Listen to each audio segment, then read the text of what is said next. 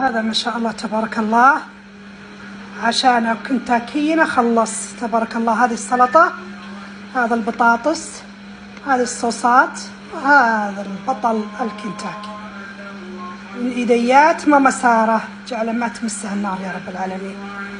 صراحة كنتاكي اللي ما راح ولا جاء، القرمشة واللون والطعم أحلى بعد. فكلكم طبقوا طريقة ماما سارة وما راح تندمون بإذن الله. شيء لذيذ بالحيل مو بشوي. الله يجعل طعام هني مري علينا وعليكم وعلى المسلمين أجمعين. ما شاء الله تبارك الله. هلا والله وسهلا، حياكم ربي جميعا. نبدأ الآن معكم بتتبيل دجاج الكنتاكي اللي ما مثله أبد. حنا المطاعم ما نقول بشيء، طعم كويسة، نص العالم عايش على المطاعم، لكن شغل البيت ما مثله أبد. مدياتت شيء وثقت منه ونظيف، ومنه تحركين، ومنه تعلمين بنياتك، ومنه تستفيدين، ومنه يعني تاكلين وانت مطمئنه. ولا احنا ما نقول شيء، ديرتنا كلها خير وبركه ومطاعم وكل شيء، لكن شغل البيت شيء ثاني، لا طعم ولا ريحه ولا نكهه ولا شيء ابد. فالان ببدا معكم بتتبيل دجاج الكنتاكي. هذا شوف صحون دجاجه كامله، لكن مقطعينها شوفي مريحينت. حتى اللي ما تحب تقطيع الدجاج ولا هذا تاخذ من هذا مقطع هذا وترتاح. شفتوا يعني فيها الفخذ. خلنا بفتحها، لحظه اجيب سكين.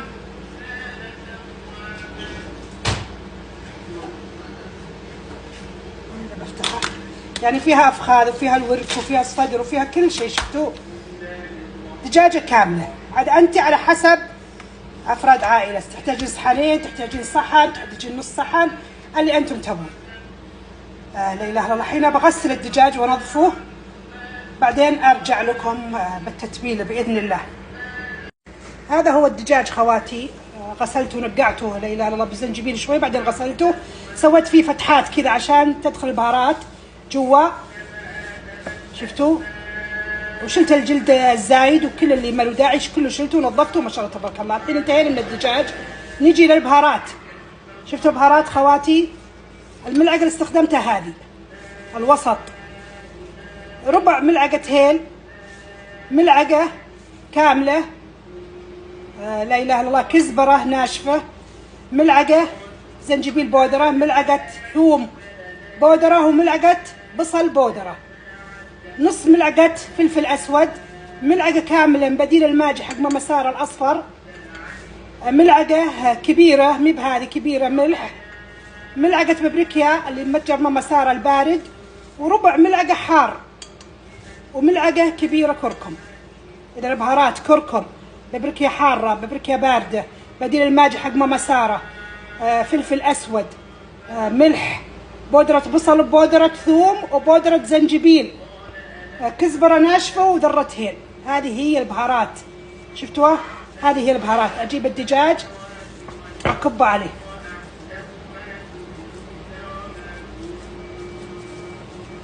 اكب على الدجاج كل البهارات. شفتوا؟ بعدين اجيب هذا وشو؟ هذا خردل اصفر. خلنا اثبت الجوال شوي. شفتوا هذا الخردل الاصفر؟ قلت لكم احط انا بما انه دجاجتين احط ملعقتين كبيره من هذه خردل. شفتوا؟ ملعقتين خردل. بعدين اجيب هذا بابريكيو حق الشوي، بابريكيو حق الشوي حق هذا يعطي بالمره نكهه الكنتاكي. احط برضو ملعقتين كبار عليه.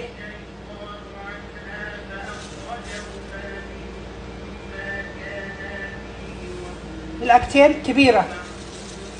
واحط كذلك شوفوا ريحان مجفف، ريحان يابس، افرك عليه شوي يعطي ريحه حلوه، وشيل الزفره وشيل كل شيء. كذلك وش احط؟ احط علبه او علبتين على حسب الدجاج ماء بارد، ماء بارد من الثلاجه.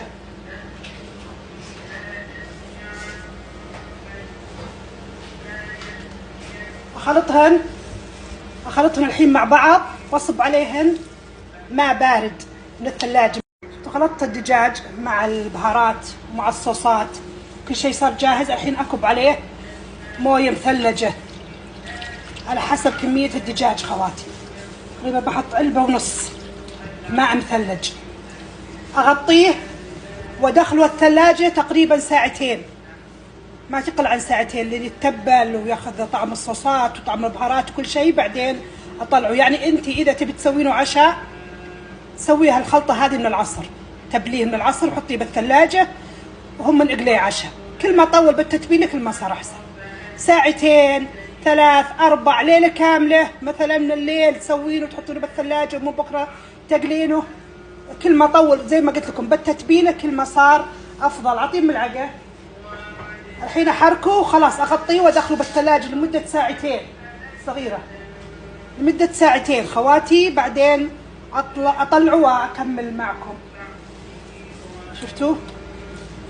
خلوه يتبل مضبوط بالماء وبالصوصات وبالبهارات، ان شاء الله تبارك الله شيء فاخر من الاخر. خلاص الحين اغطيه. وين غطى هذا؟ اغطيه وادخلوه الثلاجة. اغطيه وادخله بالثلاجة لمدة ساعتين. بعدين ارجع لكم. انا اسوي معكم الكنتاكي لايف على الهواء مباشرة باذن الله عشان الكل يستفيد والله ينفع بهم. يجعله بالعافية علينا وعليكم يا رب.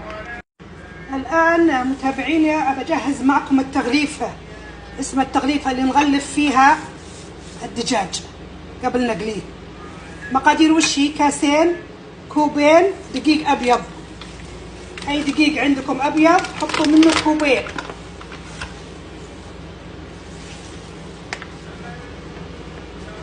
كوبين دقيق أبيض.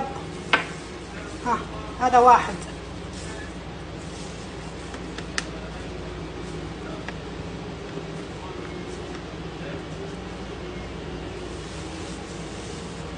هذا اثنين.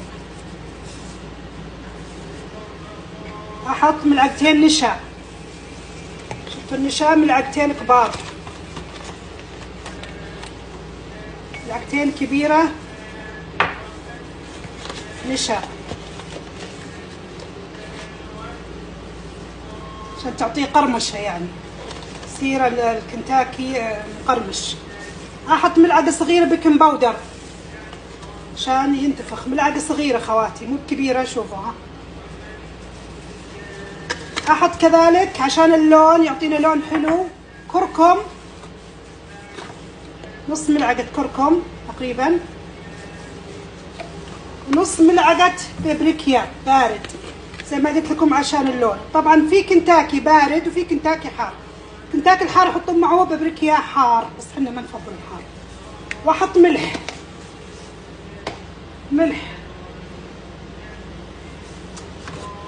شوي. شفتوا؟ احركهم مع بعض. هذه هي تغليفة الدجاج: بيكنج باودر، نشا، طحين ابيض، وشوي كركم وشوي بابريكيا عشان يعطينا لون حلو.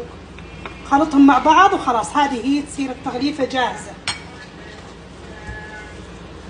شفتوا؟ الان جهزنا التغليفة. بس بحط انا عن خاطري شوي فلفل حار، بابريكيا شوي، ماني مكثرة، بس يعطيها نقوعة حلوة. شفتوا؟ حركت كل المقادير مع بعض الآن تجانسا.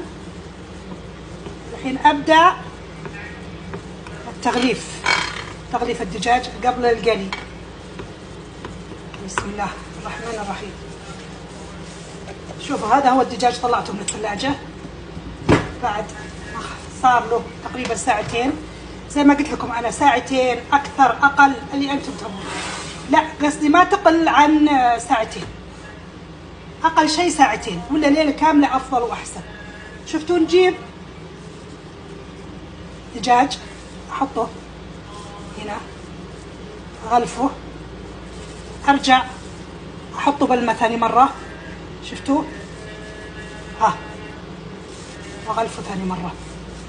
شفتوا؟ اغطسه بالماء مره واغطسه بالطحين مرتين. شفتوا؟ هم نحطوه بصينيه. جيبوا الصينيه صفوهن لين تقضي كل الكمية عشان تاكلونهن مرة واحدة. يلا ثانية. شوفوا خواتي، شفت الدجاج كنتاكي على اصوله ونفس القرمش ونفس كل شيء. شفتوا؟ ارجع اغطى ثاني مرة بالماء عشان يمسك الطحين مضبوط، وارجع اغطسه بالطحين ثاني مرة. ان شاء الله تكونوا فهمتوا علي. تابعوا الطرق خواتي. خلاص ما شاء الله الدجاج يعني متغلغل بالتتبيله، وما شاء الله تبارك الله يهبل طعمه. شفتوه؟ اغطسوه ثاني مره بالماء وارجعوا غلفوه ثانيه، وهكذا لين تنتهي كل الكميه. خلوا صينيه عندكم جنبكم ويلا. لا اله الا الله. اوريكم واحده اخيره بعدين انتم عاد نكملوا، وانا بكمل وبرجع لكم باذن الله. شفتوا؟ اغطسوا بالماء اللي فيه التتبيل وفيه كل شيء. ارجعوا ثاني مره.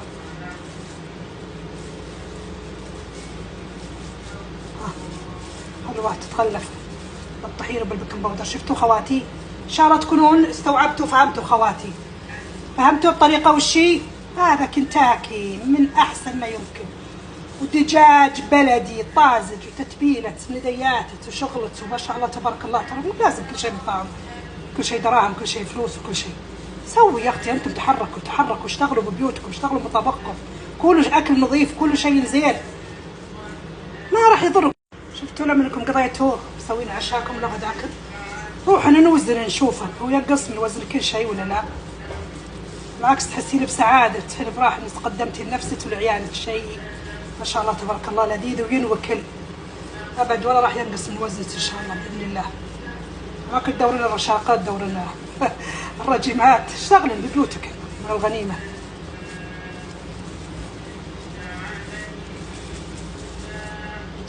خلاص الحين بكمل انا وبرجع لكم باذن الله.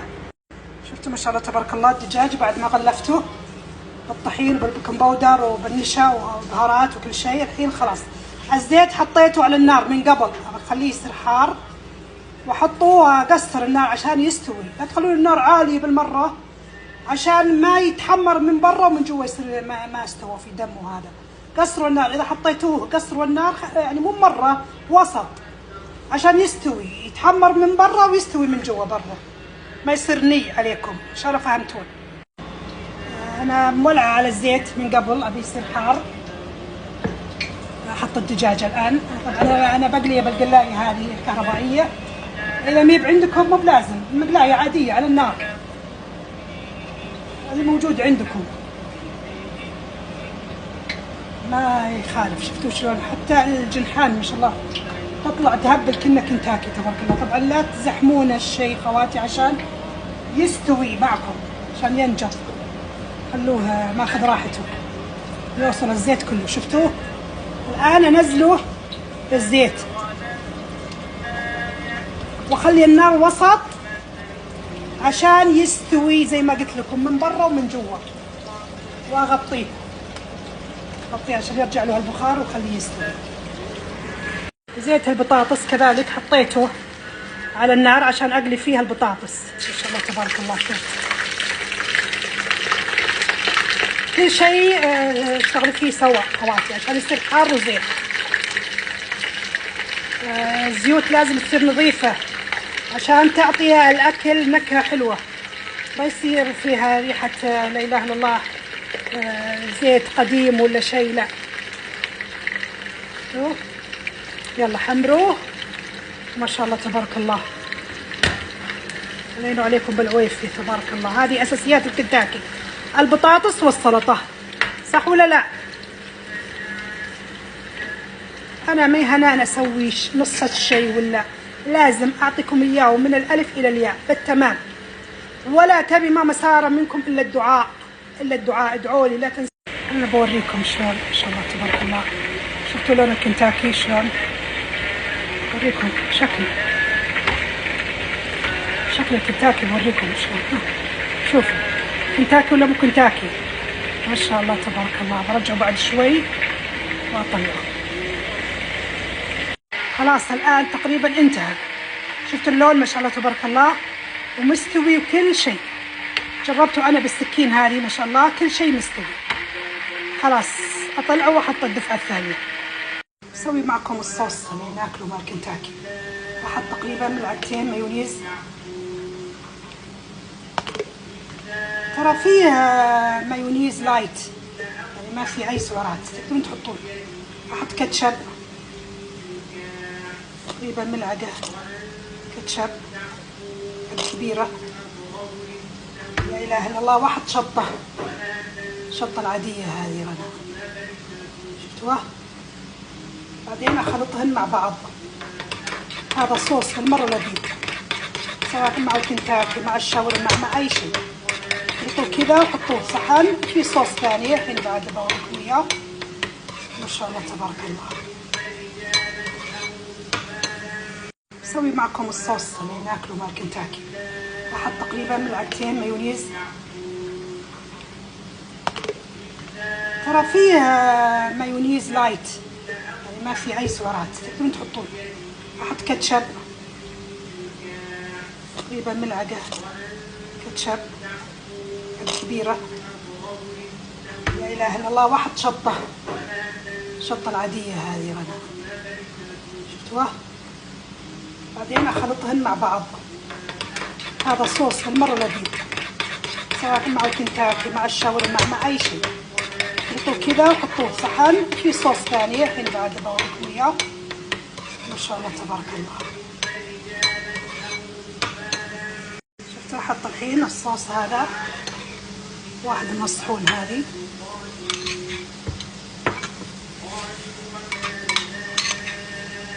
مايونيز كاتشب وشطة العادية، شطة رنا بالمرة تجنن بالمرة.